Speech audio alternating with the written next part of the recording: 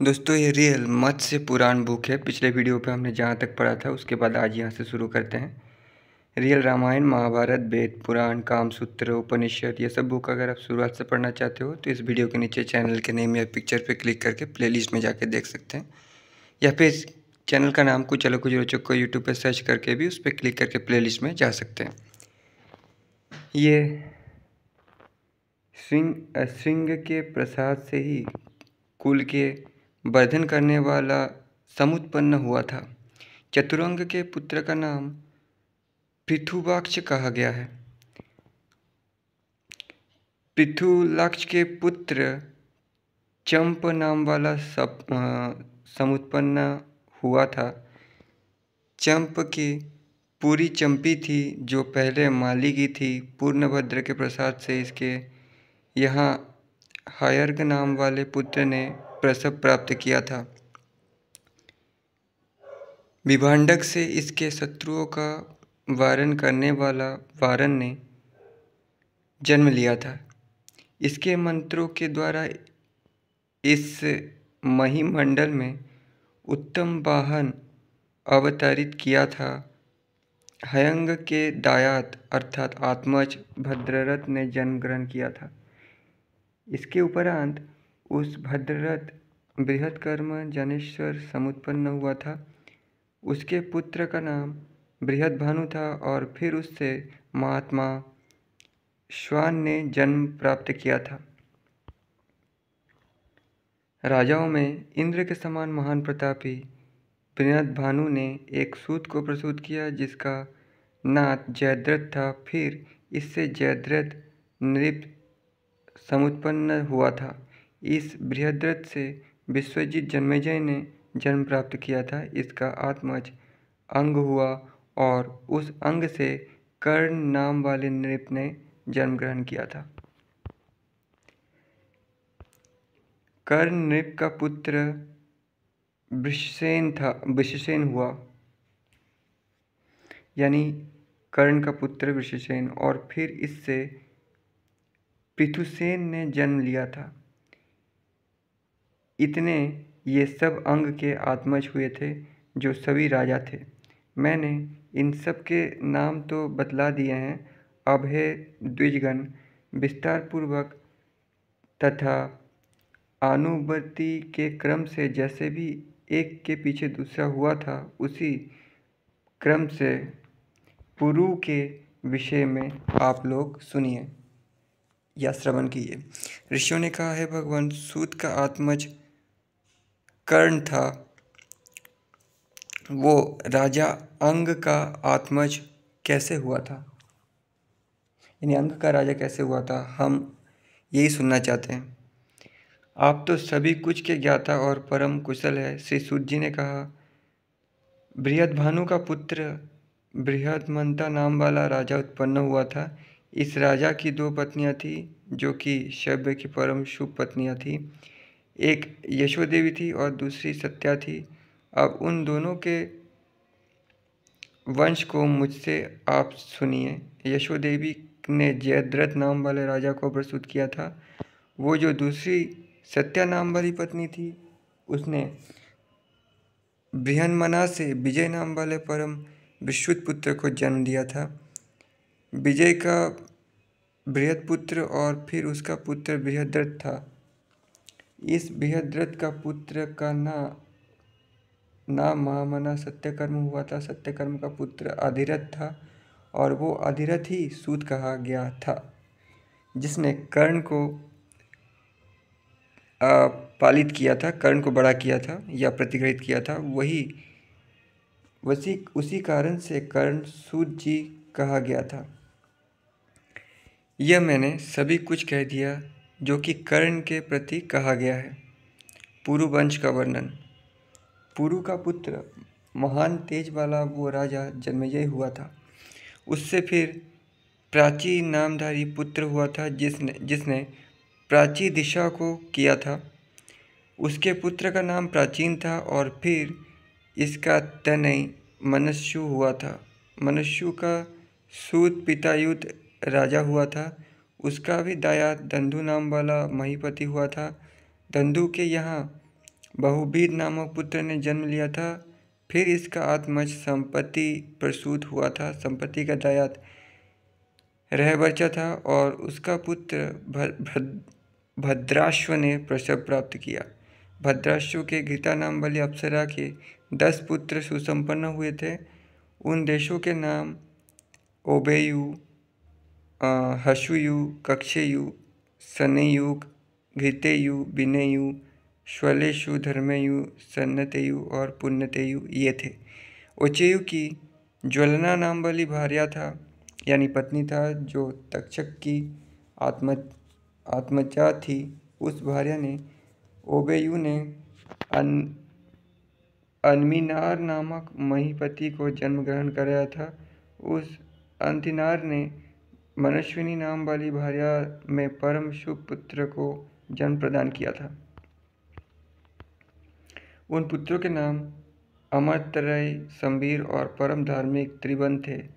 तीसरी गौरी नाम वाली कन्या थी, जो मांधाता की शुभ जननी हुई थी। इलिना यव की कन्या थी, जिसने सूतों को सुसंपन्न किया था। ये ब्रह्मवाद में पराक्रांत हुए थे और इलिना सुंबदा थी। उपदानवी ने इलिना के आत्मज से 4 पुत्रों को जन्म प्राप्त किया। उन चारों के नाम हृष्यंत, दुष्यंत, प्रवीर और अनद थे। इसके बाद यानी इसके पश्चात राजा दुष्यंत से चक्रवर्ती समितिजय ने जन्म ग्रहण किया था तथा शकुंतला नाम वाली पत्नी में भरत नाम वाला महान प्रतापी राजा उत्पन्न हुआ था, जिसके नाम पर इस देश का नाम भारत हुआ। राजा दुष्यंती के प्रति बिना शरीर वाली वाणी ने कहा था कि माता वस्त्रा पिता का पुत्र है, जिससे वही सुसंपन्न हुआ है। हे दुष्यंत, अपने पुत्र का भरण करो और इस रेतोधा शकुंतला का अपमान मत करो। पुत्र परेत को यम सदन से प्राप्त किया करता है, आप ही इसके गर्भ के धाता है। ये बात शकुंतला जो इस समय में ये कह रही है वो बिल्कुल सत्य है। पुरातन समय में निश्चय ही भारत के पुत्र के विनष्ट हो जाने पर मातृकोप से पुत्र का महान संचय किया गया था। इसके अनंतर वो बृहस्पति का पुत्र मरुतों के द्वारा भरद्वाज ने भारत को संक्रामित किया था। इसके अनंतर विदत के सुसंपन्न होने पर भारत देवलोक को चला गया था। भरद्वाज ऋषि भी सूत का अभिषेक करके देवलोक को चले गए थे। देवलोक यानी देवलोक दोनों एक ही है। देवलोक मतलब मर गया था। विराट नामधारी महीपति का आत्मज महान यश वाला भूपमन्यु सुसंपन्न हुआ था। इस भूपमन्यु के महाभूतों के तुल्य 4 पुत्र ने जन्म ग्रहण किया था। इन चारों के नाम बृहत्क्षेत्र, महायाश्व और नर वीर्यवान गर्ग थे। इस नर का पुत्र संकृति हुआ था और संकृति का सूत महायशा सुसंपन्न हुआ था। गुरुधि और अंतिदेव ये उनके नाम थे। इन दोनों सत्क्रियांत कहे गए थे। गर्ग का जो दायाद उत्पन्न हुआ था उसका नाम शिवी था और वो बहुत बड़ा विद्वान हुआ था। इसके उपरांत गर्ग, शैव्य और क्षेत्रपेट द्विजाति कहे गए हैं। आहार्य का पुत्र परम बुद्धिमान दुरुष्यभ उत्पन्न हुआ था। उसकी भार्या विशला थी, जिसने 3 पुत्र को प्रसूत किया था। ये महान यश वाले इन तीनों के नाम त्यूषण, पुष्करी और कवि थे। ये सब ब्राह्मणत्व को प्राप्त उरुषभ इस नाम से विख्यात हुए थे। काव्य के श्रेष्ठ ये तीनों महर्षि कहे गए हैं। गर्ग, सकृत, काव्य, क्षत्रि, पति, द्विजाति, पभृतांगिरस, दक्ष, बृहत्क्षत्र का काक्षिति ये सब हुए थे। इनमें बृहत्क्षत्र का दायाद हस्ती नाम वाला उत्पन्न हुआ। उसी ने इस गजसा हत्रईपुर को पूर्वी में निर्मित किया था। इस हस्ती के 3 पुत्र ने जन्म लिया और परम उत्तम कीर्तिशाली थे। इनके नाम अजमीर, धीमीर और पुरमीर थे। अजमीर की कुरुकुल के नंदहन करने वाली 3 पत्नियां थीं। इसके शुभ नाम मलिनी, धूमिनी और केशिनी विश्रुत थे। उस राजा ने उन तीनों पत्नियों में देवोपचस के तुल्य वर्चस्व वाले पुत्रों को प्रसूत किया था। ये तपश्चर्या की अंतिम सीमा वाले महान तेजस्वी और परम धार्मिक हुए थे। आप महर्षि भारद्वाज के प्रसाद थे। उनके विषय में विस्तार का श्रवण आप लोग मुझसे भली भांति करिए। आज उस अजमेर का पुत्र केशिनी में जो उत्पन्न हुआ था उसका नाम कंब था। उस कंब के पुत्र का नाम मेधातिथि था, इसलिए ये काव्यायन द्विज कहे गए हैं। उसी अजमेर का भूमिनी नाम वाली पत्नी में बृहदनु नृप ने जन्म प्राप्त किया था। बृहदनु का पुत्र बृहंत और इसके जो पुत्र हुआ वो बृहन्मना नामधारी था। इसके सूत का नाम बृहदनु था जो कि विश्रुत था।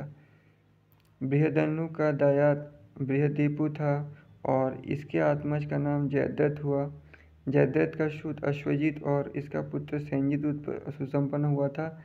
इस संजित के 4 पुत्र ने जन्म ग्रहण किया था जो लोक में अधिक विश्रुत थे, जिनके नाम ये थे रुभिशाश्व, काव्य राजा, गिररथ, वत्स्य और आवर्तक राजा था। जिसके ये परिवत्सक है रुचिराश्व का दायाद महान यशस्वी पृथुसेन हुआ। पृथुसेन का पुत्र पौर और इसका आत्मज नीप ने जन्म लिया था। इस नीप के 100 अमित ओज वाले पुत्र की समुत्पत्ति हुई थी। वे सभी राजा लोग नीपा इस नाम से समाख्यात थे। वो नीपों का वंश करने वाला श्रीमान कीर्तिवर्धन था। काव्य से समर नाम वाला सदेष्ट समर हुआ। उस समर के 3 पुत्र हुए थे, पार, संपार और सदृश्य थे। उनके नाम थे। ये सभी सूत सकल गुण गण से समन्वित थे और भूमंडल में परम प्रसिद्धि प्राप्त करने वाले हुए थे। पार का पुत्र पृथु हुआ और पृथु से सकृत पुत्र की उत्पत्ति हुई थी। इसका दायाद सब गुणों से युक्त विभ्राज्य ने जन्म लिया था। विभ्राज्य का पुत्र महान बल वीर्य वाला अश्व नाम वाला हुआ था। शुक जमाता और महायशस्वी भार्या हुआ। इस अश्व का आत्मज महीपति ब्रह्मदत्त सुसंपन्न हुआ। उसका दायाद युगदत्त हुआ था और उसका पुत्र महाप्रश वाला विश्वक्षेनो हुआ था। यहाँ पर सुकृत कर्म से विभ्राज पुनः आजाद हुआ था। विश्वक्षेन के सूत का नाम उदकन्न था। वीर इसका पुत्र भल्लाट तथा भल्लाट का पुत्र जन्मेजय था। उग्रयुद्ध से उसके लिए समस्त नीपों का प्रणाशित कर दिया था। ऋषियों ने कहा, उग्रयुद्ध किसका पुत्र था और किसके वज में कहा जाता है? उसने किस लिए सब नीपों का विनाश कर दिया था? महर्षि प्रवर सूत जी ने कहा, उग्र युद्ध सूर्यवंश में सुसंपन्न हुआ था। इसने बराश्रम में अत्यंत घोर तपस्या की थी। स्नायुभूत होकर 8 सहस्र वर्ष तक तप किया था। उसको जन्मेजय ने सेवित किया था। उसके राज्य को प्रतिश्रुत करके उस प्रभु ने नीपों का हनन किया था। विविध प्रकार के सांतत्व के वचन बोला था। उन्होंने दोनों का हनन कर दिया था। हन्यमान गए हुआ ये बोला था कि जिस कारण से मेरा वचन नहीं है, इसी से शरणागत रक्षा के लिए मैं आपको शाप दे देता हूँ। मेरा तप तप्त है तो यमराज आप सबको ही ले जावे। इसके पश्चात यम के द्वारा कृष्यमान उनको आगे होकर उसने अत्यंत दया से समाविष्ट होकर जन्मेजय से कहा था कि गए हुए इन मेरे वीरों की आप रक्षा करने के योग्य हैं। उनमें जय ने कहा, अरे पापियों, हे दुष्ट काचार वालों, इल के किन्वर हो जाओगे। इसके पश्चात तथा इस प्रकार से कहे गए उस राजा ने चिरकाल तक यम के साथ युद्ध किया था। नारकीय घोर व्याधियों से यम के साथ बलपूर्वक उनको विजित करके मुनि को दे दिया था। ये सब परम अद्भुत सा ही हुआ था। इसके अनंतर यमराज उससे परम संतुष्ट हो गया था और उसने परम मुक्ति का ज्ञान प्रदान किया था। सबने फिर यथोचित किया था और फिर वे अब ये श्री कृष्ण के समीप चले गए थे, जिनके चरित्र को ग्रहण करके अपमृत्यु से कभी भी हान्यमान नहीं हुआ करते हैं। इस लोक में और परलोक में अभयत्र अभ्यक्ष सुख का उपभोग किया करता है। अजमेर की एक पत्नी धूमिनी नाम वाली थी। उसमें परम विद्वान यविनर ने जन्म प्राप्त किया था। उसका सूत धृतिमान और इसका सूत फिर सत्यधृति सुसंपन्न हुआ था। इसके पश्चात सत्यधृति का दायाद महान प्रताप वाला दृढ़नेमी हुआ था। इस दृढ़नेमी से सुधर्मा नामधारी राजा ने जन्म ग्रहण किया था। इस सुधर्मा का सूत प्रताप वाला सार्वभौम हुआ था। यह सार्वभौम इसी नाम से विख्यात था। इस पृथ्वी में एक ही राजा शोभित हुआ था। इसके वंश में जो एक महान था, महापौरव नाम वाला सूत सुसंपन्न था। इस महापौर का जो सूत था वो राजा रुक्मरथ नाम से कहा गया था। इसके पश्चात इसका जो दायाद हुआ था वो सुपर्श नाम वाला महीपति था। सुपर्श का सूत परम धार्मिक सुमति प्रसूत हुआ था। इस सुमति का आत्मज भी अत्यंत धर्मात्मा राजा सनतिमान था।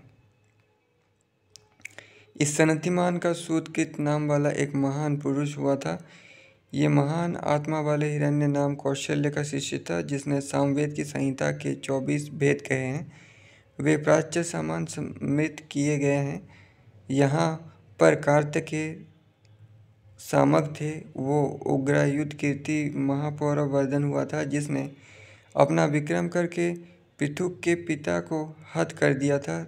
नील नाम वाला महाराज वशी और पश्चात का अधिपति था। उग्रायुध के दायाद का नाम महायशस्वी खेम था। खेम से सुनीत हुआ और सुनीत का पुत्र नृपृंजन से विरत हुआ। ये सब पौरव कहे गए हैं। अब कुरुवंश का वर्णन। महर्षि सूत जी ने कहा, अजमेर की एक पत्नी का नाम नलिनी था।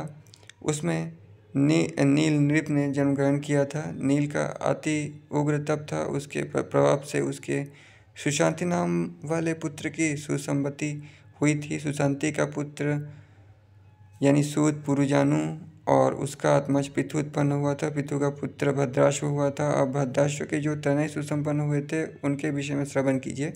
मुदगल जय राजा, बृहदिशु यविनर और पांचवा महान विक्रमशाली कपिल था। इन पांचों के ही ये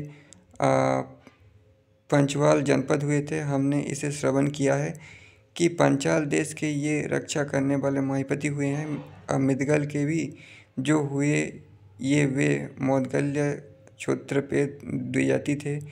ये काव्य मुदगल अंगिरस पक्ष के संशय करने वाले हुए थे। मुदगल के जो सुसंपन्न हुआ वो सुंदर और महान यश वाला वरिष्ठ था। इसका पुत्र इंद्रसेन नामधारी हुआ था तथा फिर इस इंद्रसेन का सूत बिंदवाश्व हुआ।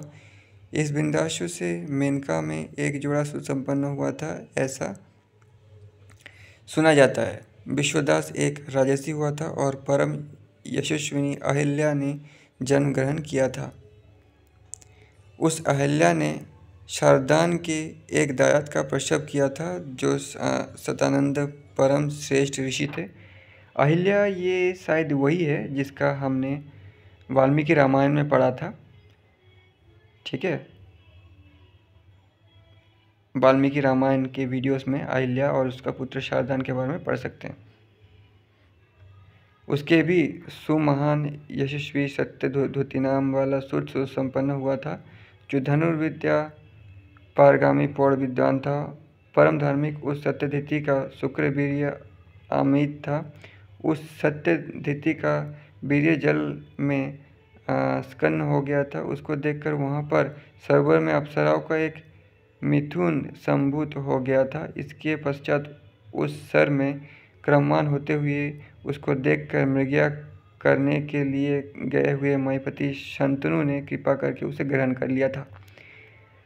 ये सब गौतम व शरद्दान के पुत्र विख्यात हुए थे।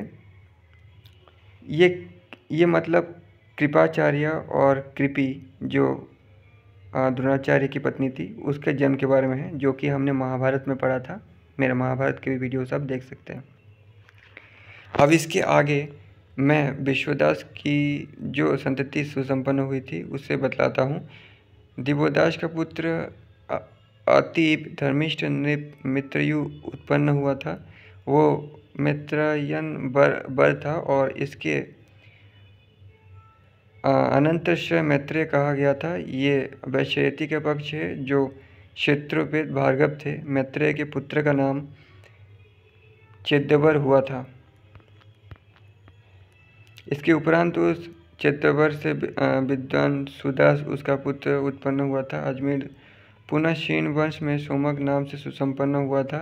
सोमक का पुत्र जंतु हुआ था जो उसके हत हो जाने पर 100 वर्ष तक दीप्तिमान रहा था। महात्मा अजमेर सोमक के पुत्र में ये ऐसा हुआ था। अजमेर की एक पत्नी धुमती थी जो पुत्रवर्धिनी थी। उसने पुत्र के अभाव में 100 वर्ष प्रयत्न परम दुष्कर तपश्चर्या की थी। विधि विधान के साथ भली भांति अग्नि में हवन करके पवित्रकृत भोजन वाली वो रहा करती थी। इस तरह अग्निहोत्र के क्रम से ही वो महान व्रत वाली शयन करती थी। वो धूम्रवर्ण में अजमेर प्राप्त हो गया था और उसने धूम्रवर्ण शताग्रज ऋक्ष को प्रसूत किया था। फिर उस ऋक्ष से सबरन ने जन्म प्राप्त किया था और सबरन से कुरु की सुसम्मति हुई थी, जिसने प्रयाग अधिक्रमण करके कुरुक्षेत्र की कल्पना की थी। बहुत वर्षों तक महाराज कृष्ण हुए थे। इस प्रकार से जब कृष्णमय हुए तो इंद्र ने भय से उसको वरदान दिए थे।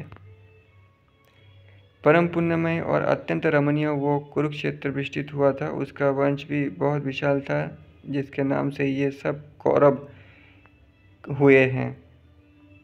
महाराज कुरु के प्रिय पुत्र सुधन्वा और जनु थे। राजा महान तेजयुक्त परीक्षित और शत्रु का दर्शन करने वाले प्रजन था। उस सुधन्वा का पुत्र यतिमानों में परम श्रेष्ठ च्यवन हुआ, जो धर्मत तत्वों का वेत्ता राजा हुआ था। च्यवन के पुत्र का नाम कृमि था, जो महान तपस्वी ऋक्ष से सुसंपन्न हुआ था।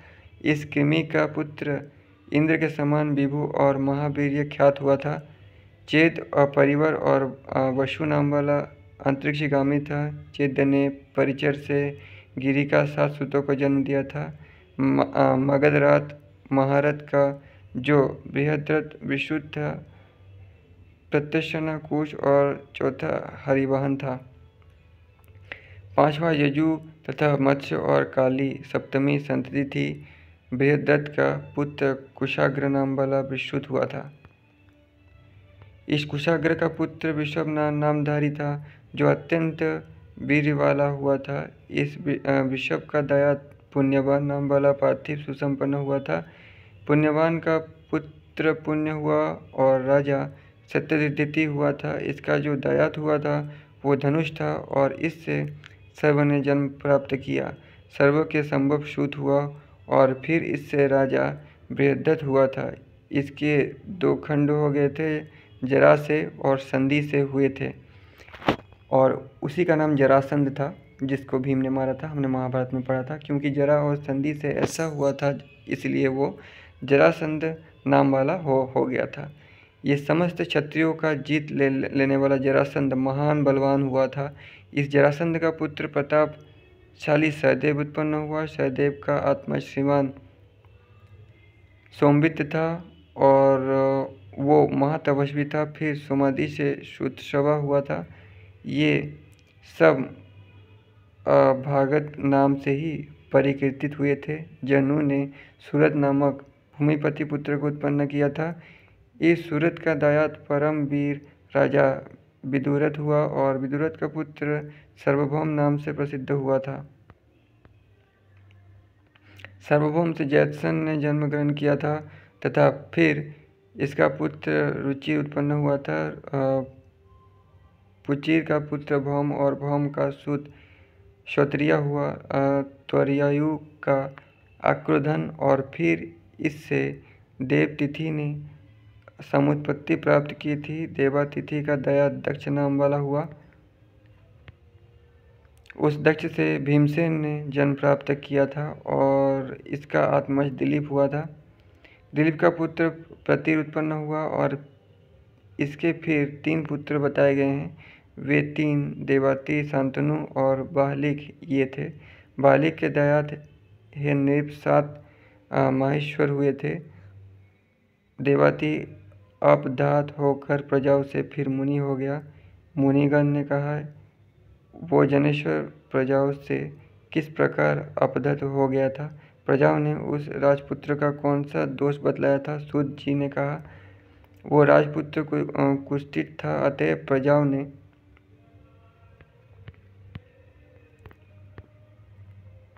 उसका पूजन नहीं किया।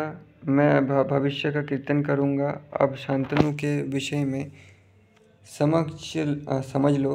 शांतनु जो राजा हुआ था परमोच्च कोटि का विद्वान था और महान भिषक भी था। इस विषय में ये श्लोक उस महाभिषेक के संबंध में उद्गाहित किया जाता है।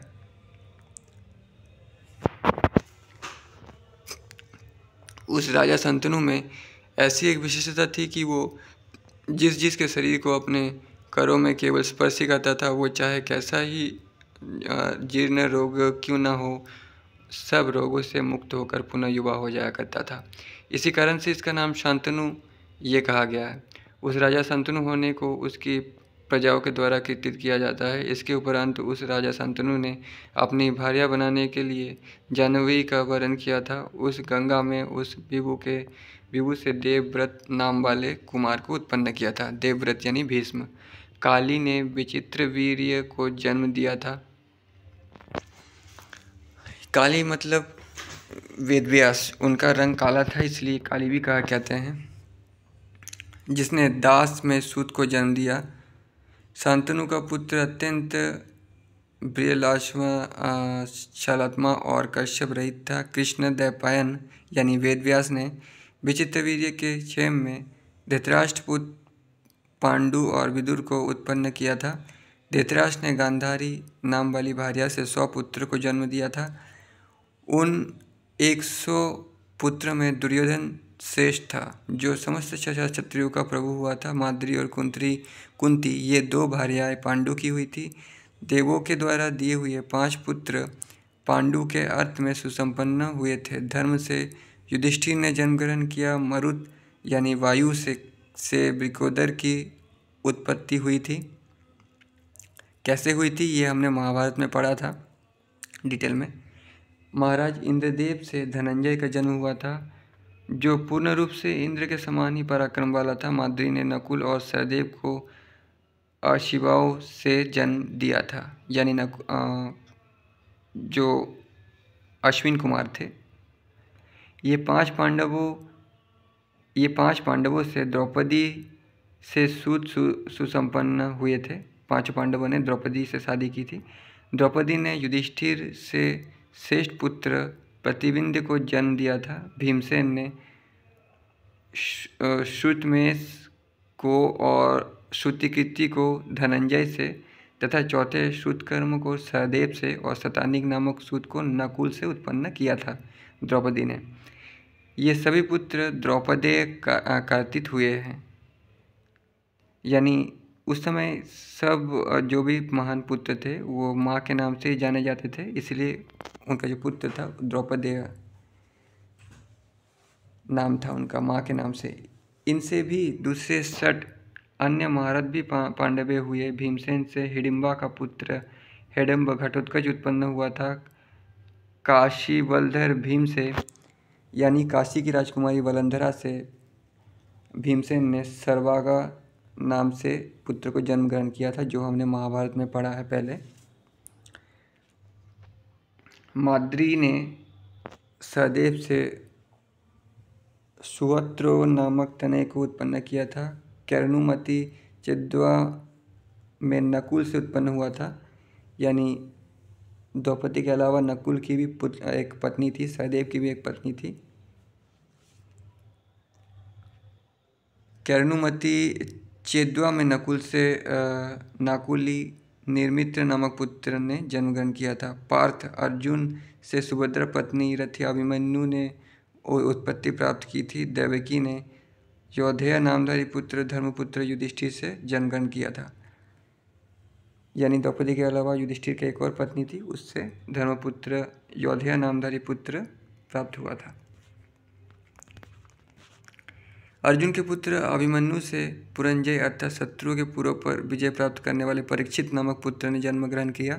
परीक्षित से परम धार्मिक जन्मेजय पुत्र ने जन्म धारण किया, और इसी जन्मेजय को वैशंपायन ने महाभारत की कथा सुनाई थी, जो हमने हरिवंश पुराण और महाभारत बुक में पढ़ा था। उसने समस्त वेद को वाजसनेय कल्पित किया था। उसको महर्षि वैशंपायन ने शाप दे दिया था। महर्षि ने यही शाप दिया था कि हे दुष्ट बुद्धि वाले, ये तेरा वचन भूमंडल में स्थित नहीं रहेगा। जब तक तू इस लोक में स्थित रहेगा तभी तक यह रहेगा। क्षत्रिय की विजय को जानकर तभी से लेकर सभी और से नृप जन्मेजय के समीप में अभिगमन करके स्थित हो गए थे। तब से ही लेकर यजन करने वाले क्षत्रियों के हिसाब से सभी और से याजीगण यज्ञ में उत्पन्न हो गए थे। कुछ क्षत्रियों के याजी उस महात्मा के शाप से पौर्णमास रवि के द्वारा उसमें प्रजापति का यजन करके फिर वो वैशंपायन के द्वारा ही प्रवेश करते हुए बाधित हुआ था।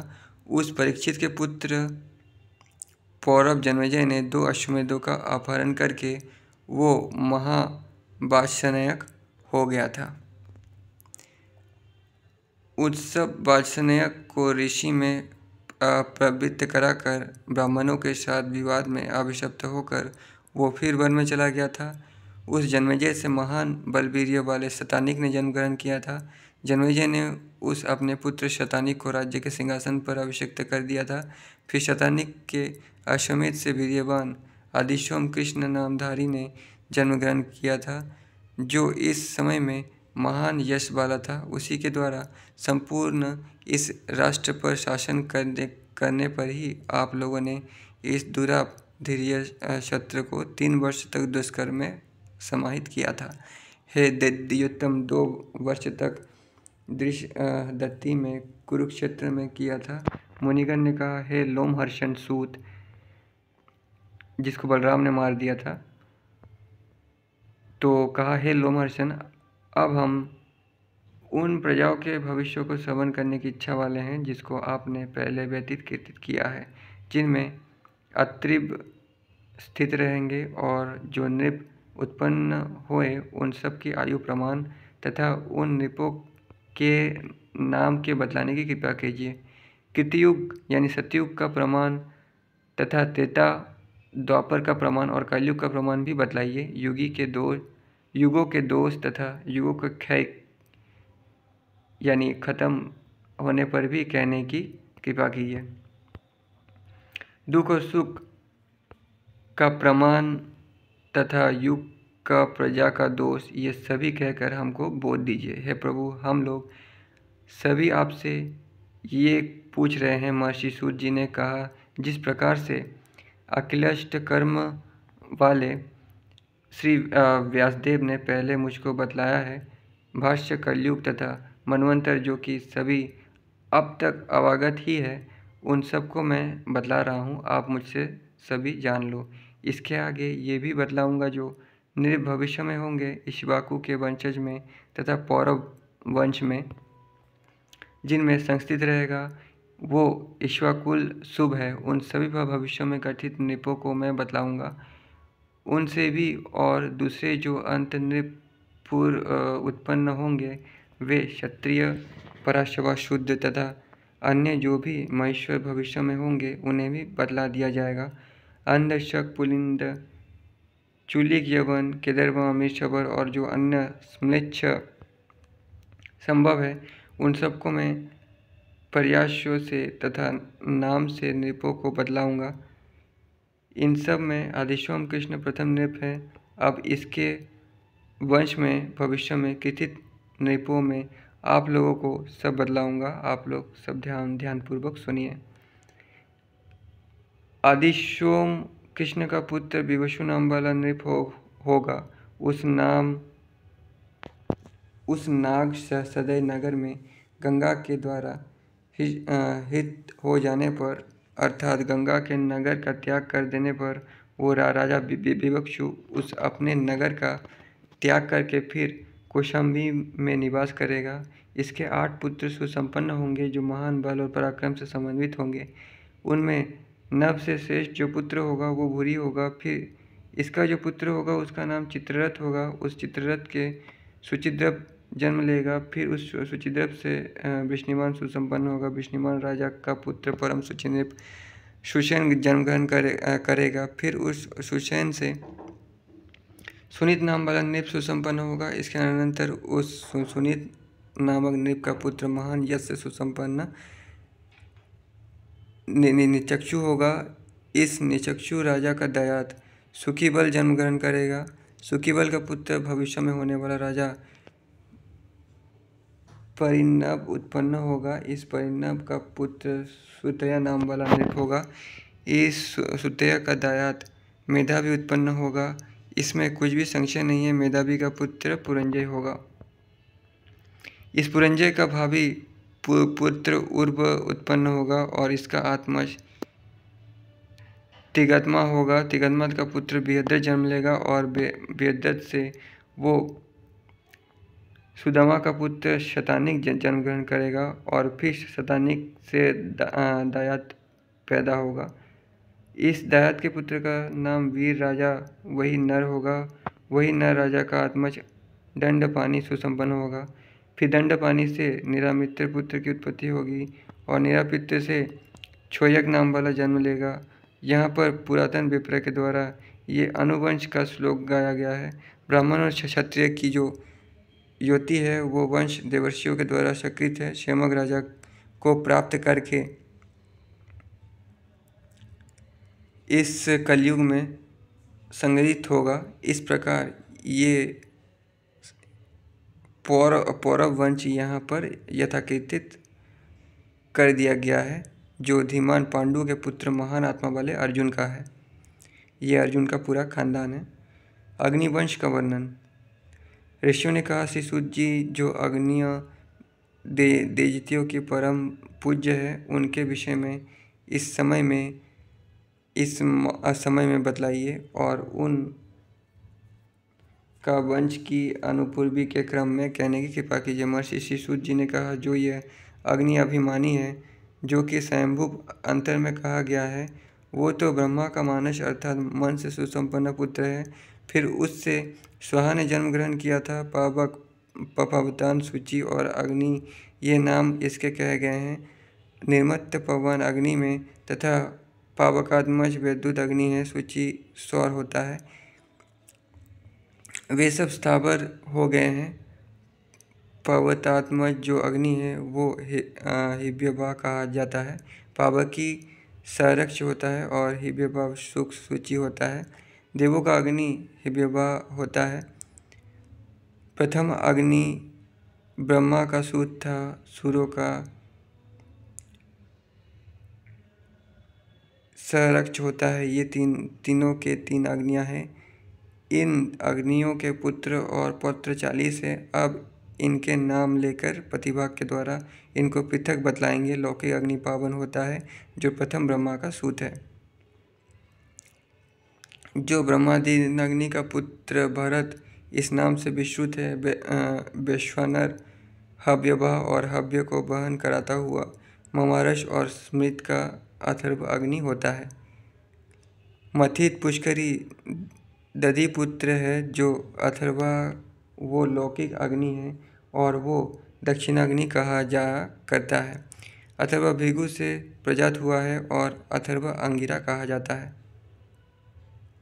उसका अलौकिक अग्नि है वो दक्षिणाग्नि कहा गया है।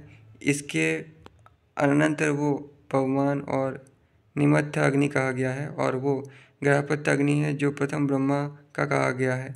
इसके पश्चात सभ्य और अवशंभ ये दोनों संतति के सूत थे। इसके अनंतर हव्य वाहन ने षोडश नदियों को पाद विक्षिप्त किया था। जो आहब नील अग्नि है वो द्विज के द्वारा अभिमानी कहा गया है। कावेरी, कृष्णा, देवी, नर्मदा, यमुना, गोदावरी, पावला ये 16 गोदावरी, वितश्वा, चंद्रभागा, इरावती, विपाशा, कौशिकी, शतद्रु, सरयू, सीता, मनस्विनी, हनदिनी, पावला ये 16 नदियाँ हैं। उनमें 16 रूपों में आत्मा को पृथक परिव्यक्त करके उन समय में उन नदियों में विहार करते हुए वो कृतकृत्य हो गया था।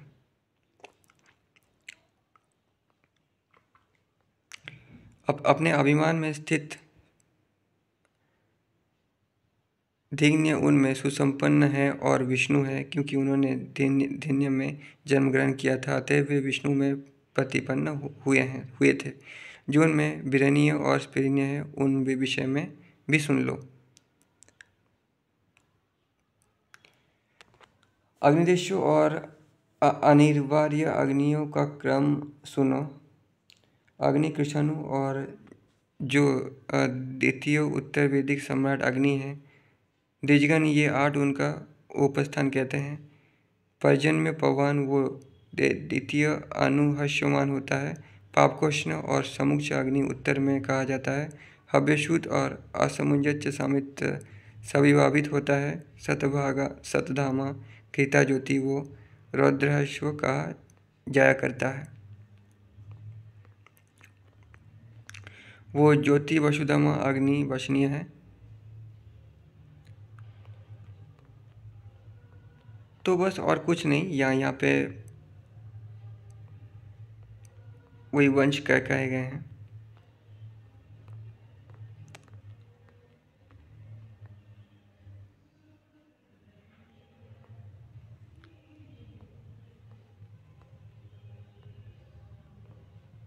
आप चाहे तो इसको पॉज करके भी पढ़ सकते हैं, बाकी और कुछ नहीं है। इसके बाद हम नेक्स्ट वीडियो पे पढ़ेंगे। तब तक के लिए धन्यवाद।